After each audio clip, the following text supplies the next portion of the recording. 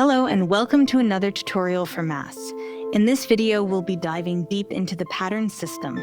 You'll learn how to craft intricate polyrhythms as we look at each control. Let's dive in. For this tutorial, I've already set up a synth in my DAW, and I have Mass's pitch quantizer set to C major with a note range of C3 to C6. Let's start by adding a few parts to make a basic rhythm. I'm going to add a new part to my composition and place it so it'll play in A3. I'll go ahead and hit play as soon as the part is added so we can listen to our pattern as we build it.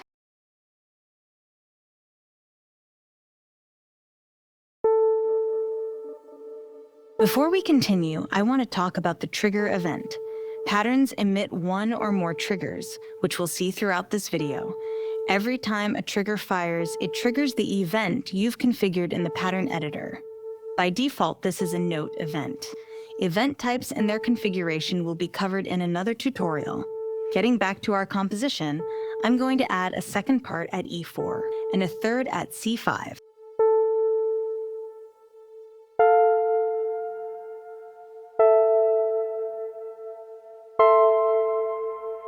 This chord is pleasing, but the pattern is boring. Let's look at some ways to break it up into a more rhythmic melody. Notice the pattern step matrix at the top of the part editor.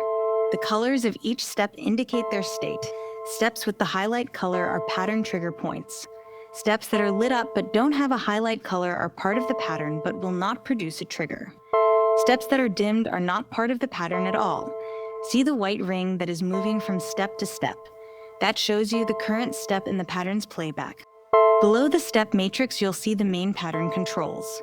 Each of the controls has an assignment and a mutation. We'll talk about that soon. For now, let's see how we can quickly make our rhythm more interesting.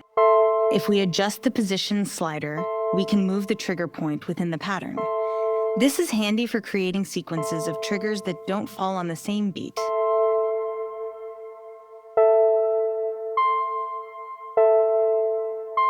We don't have to trigger an event directly on the beat. Mass allows offsetting triggers in small increments, giving a wide variety of rhythmic options. For this tutorial, let's stick to common offsets so it's easier to hear. I'll set part 3's trigger offset to an 8th note and part 2's offset to a 16th note.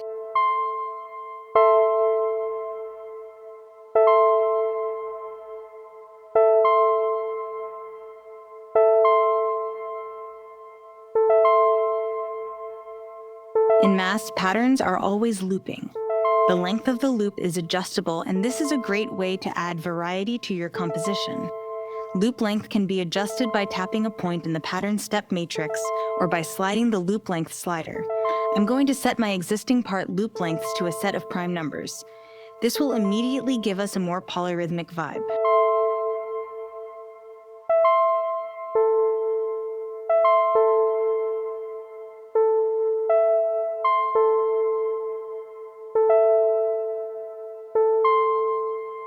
Now that our rhythm is getting more interesting, let's talk about mutation.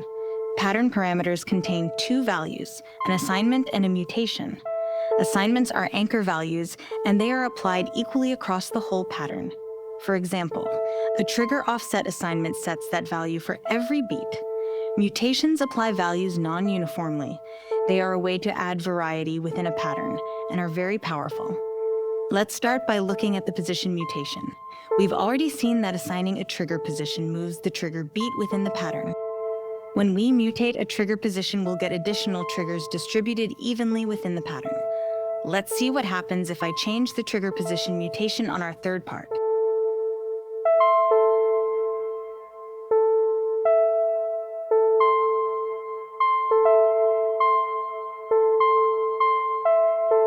Notice that for each increment of the mutation value, we got an additional trigger.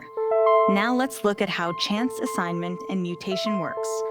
I'm going to switch back to the assign mode and set the chance value to 50.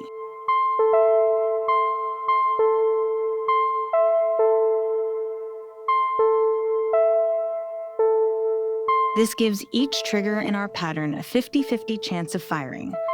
But what if we want a different chance value for each trigger? That's exactly what the chance mutation achieves. Let's reset our chance assignment and look at the mutation now. The trigger chance mutation value applies an offset to the chance at each beat of the pattern.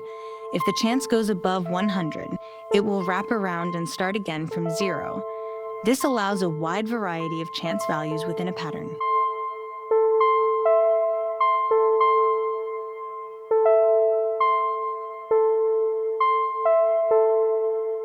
This is a combination I like to use a lot. A chance assignment of 100 with some amount of chance mutation above 0. This ensures we always get a trigger on the first beat, while introducing more randomness as we go deeper into the pattern.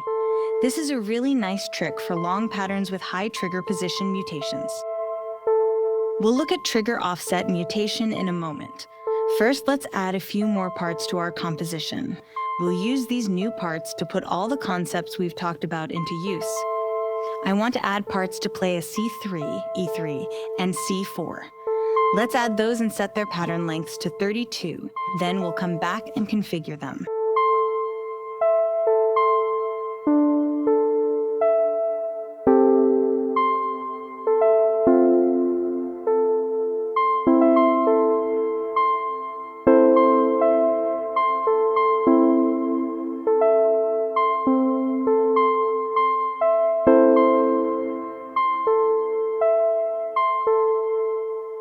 The longer loop length gives us a lot of room for adding variation in each pattern. Look at the Euclidean pattern that starts to emerge if we mutate the trigger position now.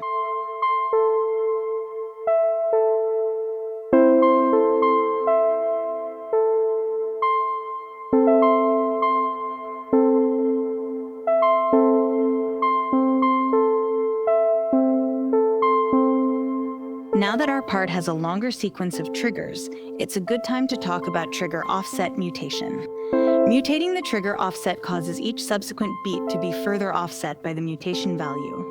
When the offset for any given beat reaches the maximum, it wraps around back to 0.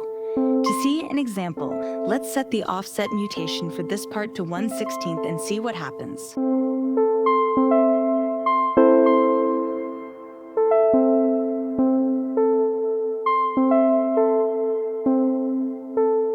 Do you see the offset accumulation this creates? Beat 1 has no offset, beat 2 has an offset of 1/16, beat 3 has an offset of 1/8, beat 4 has an offset of 3/16, and finally beat 5 wraps back to an offset of 0. This continues until there are no more beats in the pattern. The initial offset is set by the assignment value, and the accumulating offsets are set by the mutation value. Let's also give this a bit of variation in its trigger chance.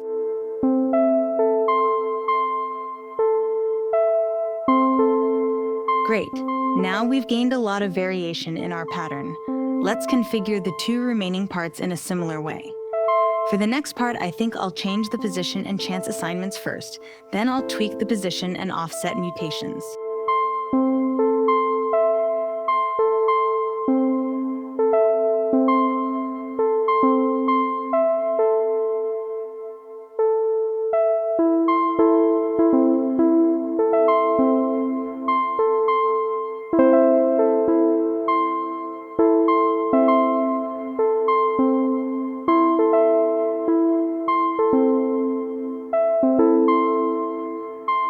Now let's apply some tweaks to our last part.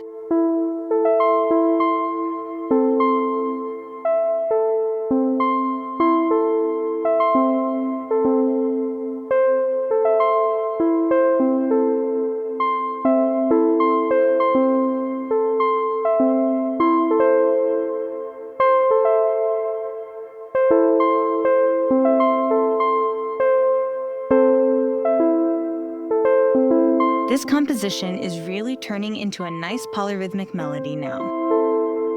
I'm pretty happy with the complex rhythm we've developed here. Before we call it done though, I want to add a couple sparse elements to the composition. Let's add two more parts, a B5 and an A5, and set them to only play once in each 32-beat cycle.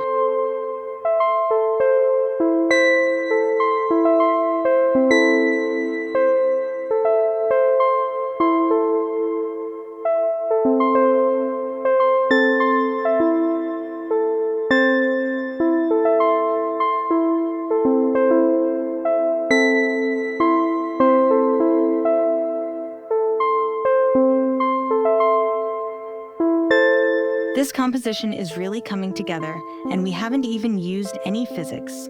Now that you've seen what the pattern system is capable of, it's time to go experiment. I hope this tutorial has given you insights and ideas of how to use patterns. As you've seen, patterns can be simple and straightforward or complex and interwoven. In mass, that choice is yours.